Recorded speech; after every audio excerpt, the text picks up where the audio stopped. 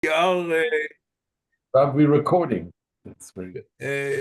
page 31b3.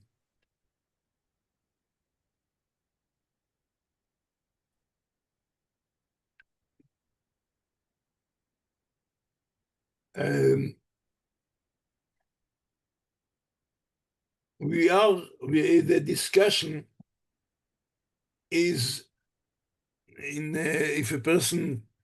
if one witness said that she committed adultery, this is what's called nitmea, she was desecrated, and it's not one, it's not two, one. And the Gemora learned, this is where we last week, we said what Ula, he said, if one witness says she was defiled, and one witness says she was not defiled, she wouldn't drink the bitter water. And so Rabbi Yitzchak said she wouldn't drink the water. This is one opinion. ורב חייא אמר, you see the 31b3, and reading still from the first, what do you call it, paragraph, but Rab Chiya Amar, she would drink the bitter waters. And this is the Gemora tried to find out what is the opinion, what we find in the Mishnah. Harav, can you move to the middle? You only seeing your ear. That's better. Thank you.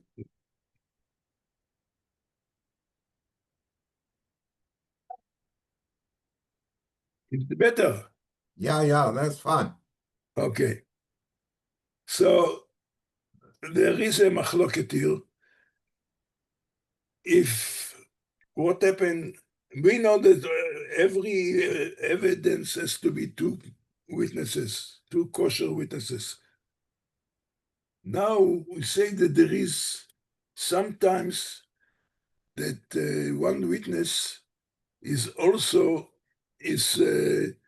considered like two, and so one of them is in the case of the Sotah, and here comes a machloket, a dispute between Ula and Rab Chiya. And the dispute goes that according to Ula, if one witness says she was defiled and one witness says she was not defiled, then she doesn't drink. Which means we don't take any notice by the one that says defiled, because it was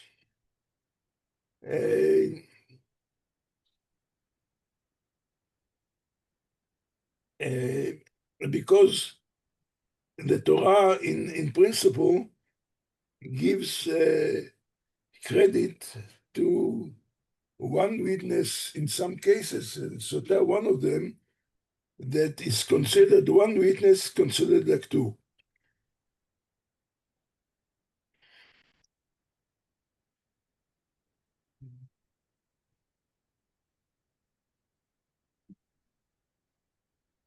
Now, this is one opinion, and Rab Chiya said no. If one said she defiled, and that one said no, she doesn't drink. And the Gemora tries to find out what from the text, and this was a discussion. The Gemora now continues on the same principle. The second column in 31b3 in the beginning, a couple of sentences after a third in the column. The Gemora challenges Rab Chia. And Rab Chia, he was the one that if one says that she defiled, and one said she didn't defile, Rab Chia said she would drink the bitter water. And the Gemara now challenges this opinion, none from the Mishnah. We had in the Mishnah, Ed omer nitmet, shnayim omrim lo nitmet. If one witness says she was defiled, the two witnesses say she wasn't defiled. Says the Mishnah, Aita Sotah, she would drink the bitter water. Now the Gemara wants to derive, only in the case that would say that she was not defiled. Then we say that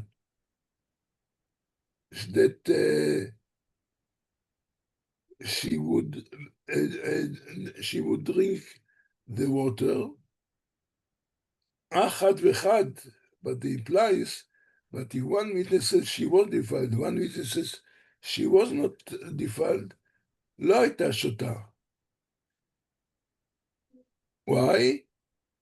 She wouldn't drink, for the first witness would be believed. Because we said that in principle, one witness is believed. The only dispute between Rab Chia and Ula, what happened? Yes, one if comes by himself is believed, but what happened if is disputed by a second one?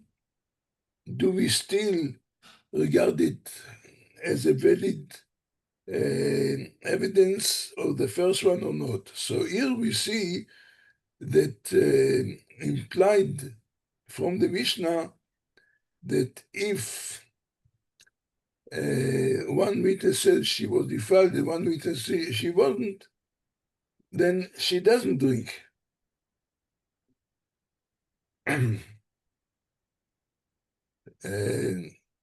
Because the first one,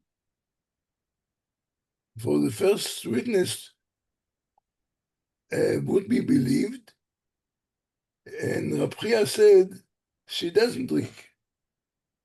So it's a reputation of Rab Chia. So the Gemora responds, what Rab Chia would answer, that actually you can't learn everything here from the Mishnah. Why? Because later in the Mishnah said the Seifa, according to your reasoning, consider the Mishnah's final clause. What they say there, Shnaim, if two witnesses say she was defiled, and one witness says she wasn't defiled, then the Mishnah said she wouldn't drink the bitter water, which means we take it for that she is defiled. However, it implies that if one witness says she wasn't defiled, and one witness says she wasn't defiled, one says, yeah, there is reputation, shows that she would drink. So from the beginning of the Mishnah, we said before, the implication is that in such a case, one against one, she wouldn't drink. The second part implies she would drink. So it contradicts the implication of the first part of the Mishnah. So now we have got a problem with the Mishnah. We have a contradiction between in the same Mishnah, contradiction, what happens if there is a refutation between one and one? So the Gemora continues and says, how do we resolve it? Ela kula b'psilei edut. We must conclude that the entire latter part of the Mishnah deals with witnesses which ordinarily disqualified from bearing testimony for whatever reason. Reb Nechemia, it is reflected of the opinion of Reb Nechemia. It says, Reb Nechemia says, wherever the Torah believes a single witness, follow the majority of opinions. So we are talking about that if, according to Abria, he says, since we are believe one witness, then, and this there is a contradiction, follow the majority of opinions. What it says here.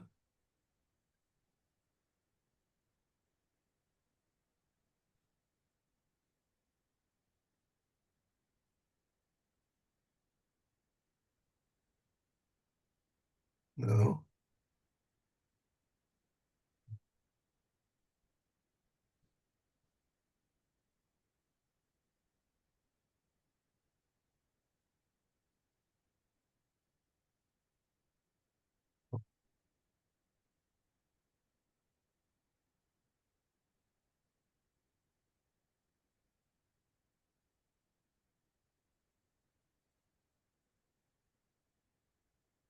So Reb Nechemia teaches that in a situation where a single witness is accepted, the conventional rules are disrupted, leading to two novel principles. Witnesses who are ordinarily disqualified are acceptable just like witnesses who are ordinarily qualified. Because we are not apply here a regular testimony by qualified individuals. By the very fact that we accept we accept the statements of any believer observers. This is number Rav, can you explain that again? It's not making sense to me. What? I'm not understanding it, because if witnesses are disqualified, that means they can't be witnesses anymore. So how can you put one against the other? I don't understand. No, what do you mean? We said that the rule here, we don't apply the ordinary principles of evidence that usually require two witnesses. Yeah. Here we learned already last week that there are cases that only one witness is also accepted, and in Sotah. But now the question is, if the one witness is like a qualified witness, in other words, that is a kosher witness, well, for instance, we talk about, as we see a little bit further, usually women are not kosher to give evidence. According to the usual rules of evidence, only men are accepted as qualified witness. women are not qualified to witness. However, and this is where Nehemiah says that in situations where a single witness is accepted, like Sotah, the conventional rules are disrupted. Meaning, A, witnesses who are ordinarily disqualified, like women, are acceptable just like witnesses who are ordinarily qualified.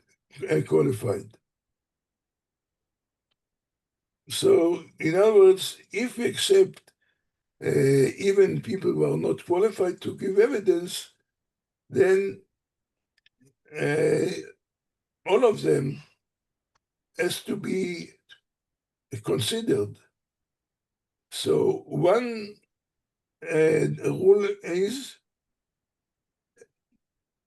that we accept everybody even who is not qualified. This is number A. B, we go by the majority of those presenting statements. Because we are not insist on having qualified witnesses, so we call it kosher witness, then depends if there is a dispute between the witnesses, then we go by the majority of the people who, let's say, if there is 1 against 2, then you believe the 2. This is what Reb Nehemiah says. This is what says, follow the majority of opinions. And accordingly, they treated the case where the testimony of 2 women stands against that 1 man, which usually in normal cases, obviously, the women are not qualified, so a man should be accepted. But in cases where we say the women also can give evidence, so 2 women, if they gain 1 against 1 man, like a case where the testimony of 2 men stands against that 1 man. So in other words, we give them a power that the 2 like stands against 1 man, only there is 1 man. Thus, the Mishnah teaches first, this if 1 witness said that she was defiled, and 2 witnesses say she was not defiled, she would drink the water, even if the first witness is valid 1, and the later witnesses are invalid 1. And it then teaches that if 2 witnesses say she was defiled, and 1 witness says she was not defiled, she would not drink the water, even if the first witness are invalid ones, and the later witness is a valid one. So it depends who says the first evidence. If we say that in cases of Sotah, 1 is like 2, so even if she's not qualified, not a kosher witness, so therefore, he says, even if the first witness is kosher, the later are invalid ones, she would drink the water. And then he said, if 2 witnesses say she was defiled, and 1 witness says she wasn't defiled, she wouldn't drink the water, even if the first witness are invalid one, the later witness is a valid one. Harav, and I ask it now again. When we're talking about disqualified witnesses and qualified witnesses, from what we just learned before, are we talking about women against men, or women against women, or men against men? No, it Because depends. if we're talking about women against men, then it's different, because those two women can outrule one man. Is that correct? Correct. But can one man rule against two women? Correct. Is that what you say? So this is what Reb Nehemiah wants to say. The Gemora cites a variant in a different interpretation of Nehemiah, leading to alternative understanding of the Mishnah. There are those who say that what happens, who comes first? Wherever a single witness who is valid comes first and testifies, then even 100 women who come later to dispute him are regarded collectively as only one witness. Which means if it's only one witness, then she wouldn't drink. Then the Gemara continues to say,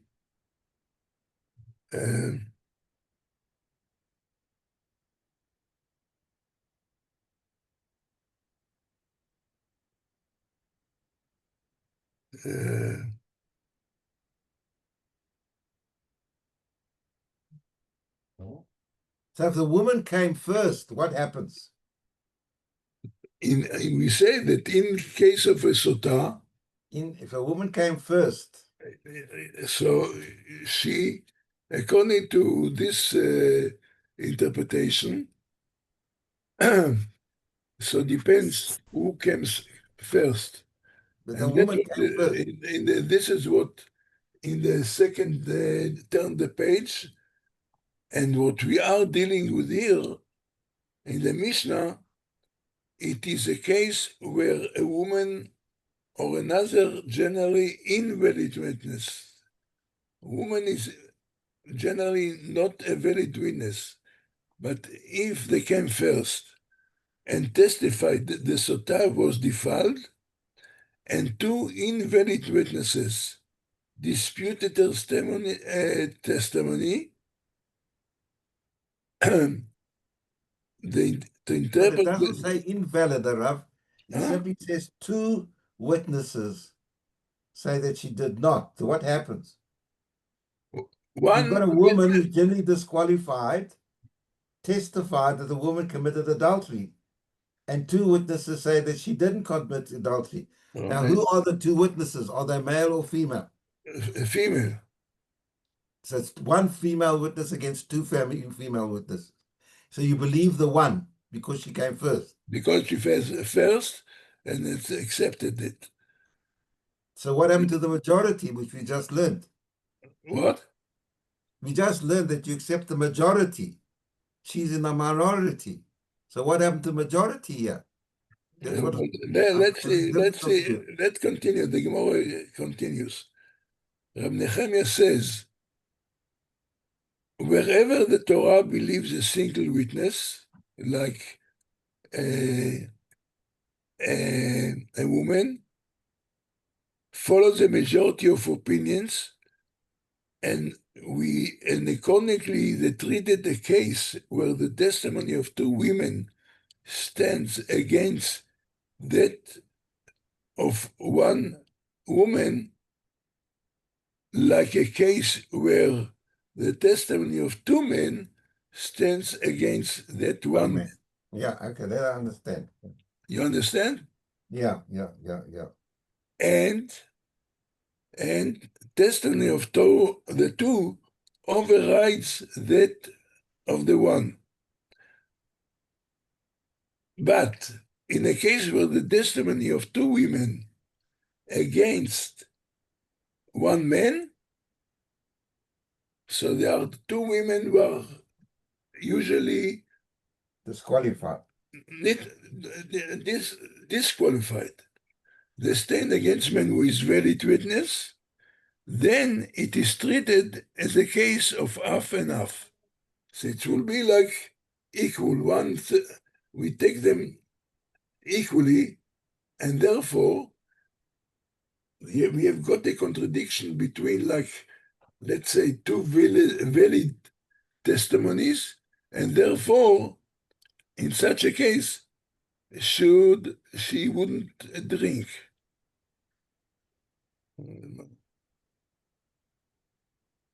As though there was one witness against a valid witness, accordingly the following rules apply.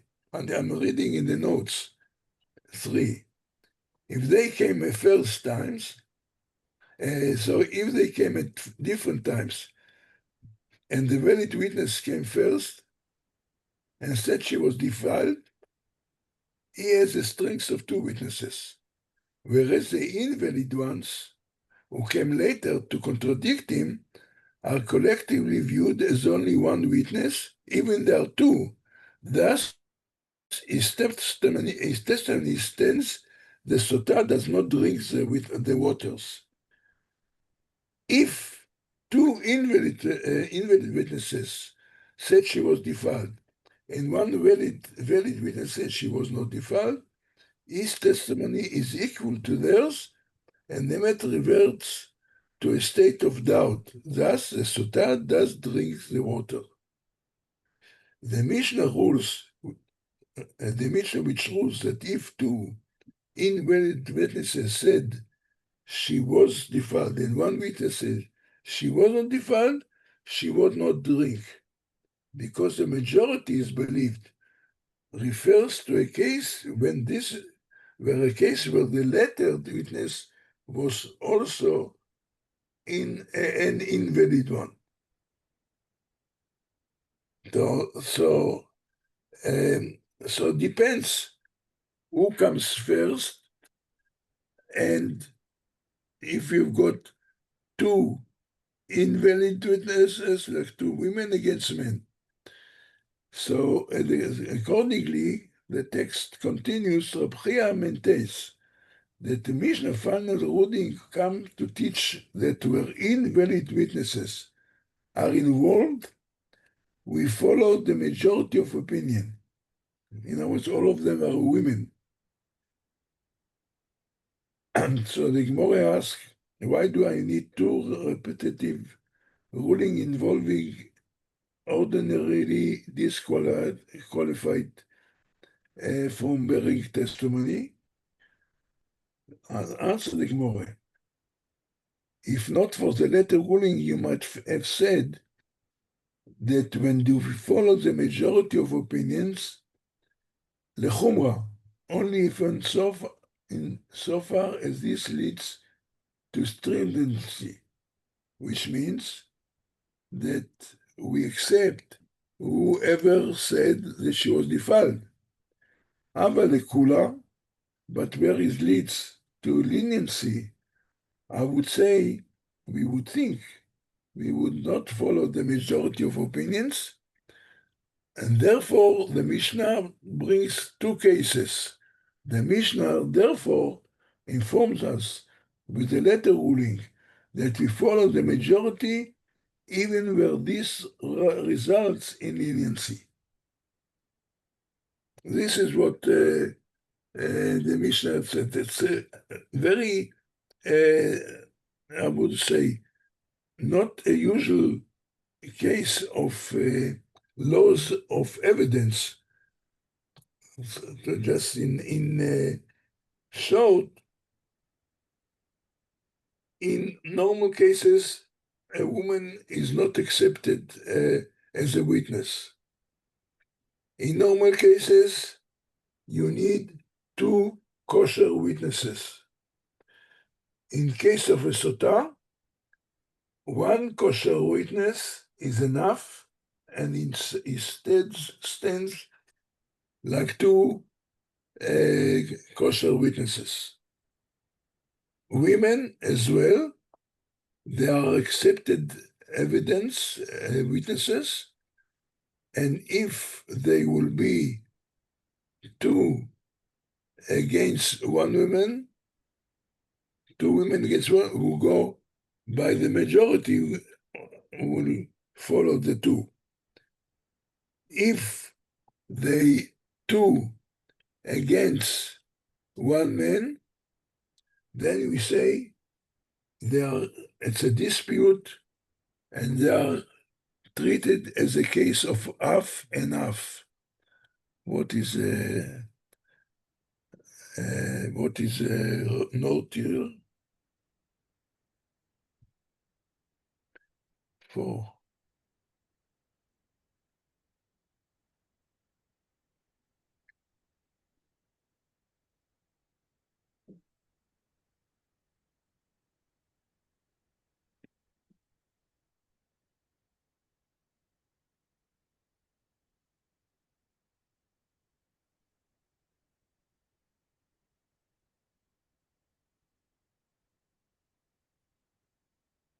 two invalid witnesses say that she was defiled and is free from drinking the bitter water.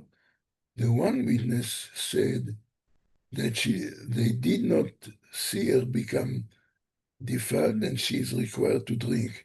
We would give the credence to the minority and consider the matter in doubt, for we would say that any form of contradiction eliminates the power of invalid witness to free her from drinking.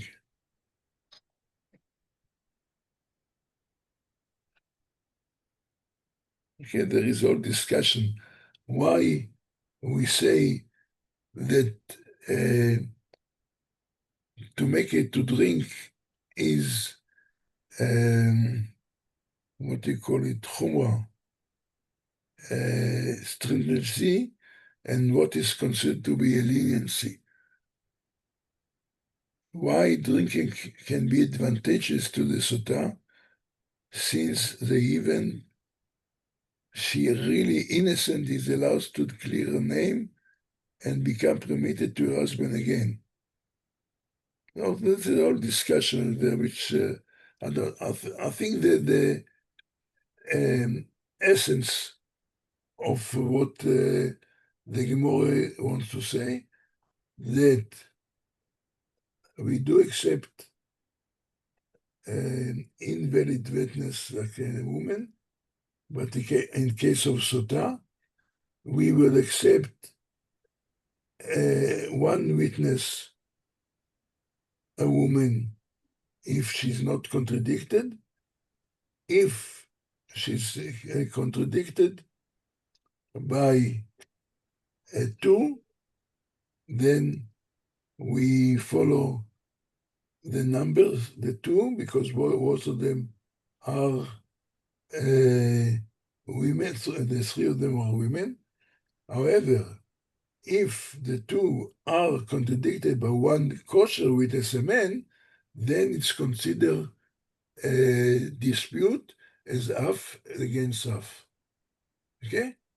Yeah, So Yeah. this brings us, makes sense. Rabbi, the question, just one question I've got.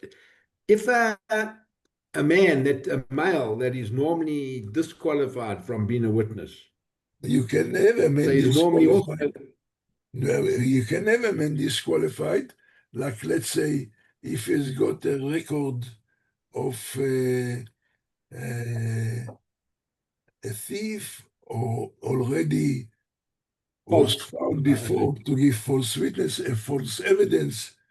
But now we're talking about that the qualification of a man and a woman means a man has got a clean record, but he's a man.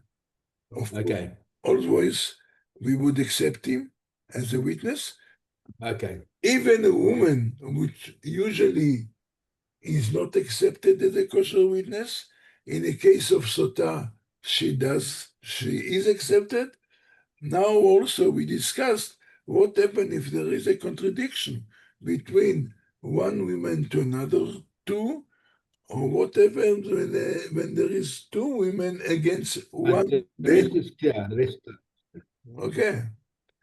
So this brings us to the end of Okay. the chapter, and the next chapter comes to to another, it's a little bit lighter to what we had up to now. So don't give up because of the difficulties. No, not. Except there you'll have, I think, a better understanding. Okay. Thank you, Rav. Thank you, Rav. Thank Thank you, you. Rav. Shabbat Thank you. Shalom. Shabbat shalom. Shabbat shalom. Shabbat shalom. All the best. Everybody take care. Shabbat shalom. Thank you. Cool, sir. Everybody be safe. Okay, Shabbat What's shalom. news in South Africa? News is it's raining here in Johannesburg. Everything is fine, no problems. There are many problems. There is electricity and water and no crime and The Mashiach hasn't arrived yet, Rav. And the government likes us, Rav. The government is very in favor of Israel. when is election time? Is it in the near future? There is another election? No, next year is for the municipal government. Nothing that soon. 12 months. There is a big, Yeah. a strong opposition, no, in parliament. Not really. Helen Zilla is trying to become mayor of Johannesburg. Okay, let's hear. Let's hope for good Helen Zilla news from the DA. everywhere there and here. Also, we need. Yeah. But you need an election in Israel, Rav. What? You need an election in Israel. You haven't, Terrible, because of the war, there's been no election. terrible. It's not easy. What's going on here? That what's the name? Our expert. No. What do you say? You are follow the politics here. Going on Leslie, here. what do you say? It's so not good what's happening. It's just unbelievable. It's just something. But you know, the good news is that Baruch Hashem, we got one of our hostages, the body back, and there can be a burial. And now there's just one Israeli left and one Thai national. So at least we don't have the war. Sure. But they say Hamas is regrouping and reforming. Oh, and Hezbollah is Yeah, no, it's reforming. terrible. And you know what's so sad? Look in America, 30% of the Jews voted for this massive Sotah Israel. Yeah, that's 30%. crazy. A third of the Jews voted for somebody who said globalize intifada, kill Yidden, and 30% voted for him. It's all human. It's hard to believe. Okay, listen. What I say? We have to believe in daven Hashem. better. We have to daven better. Yeah. Have a good night and a good Shai Shabbat. Gizad. Oh, it was good. Good night, Shabbat. Shabbat Shalom.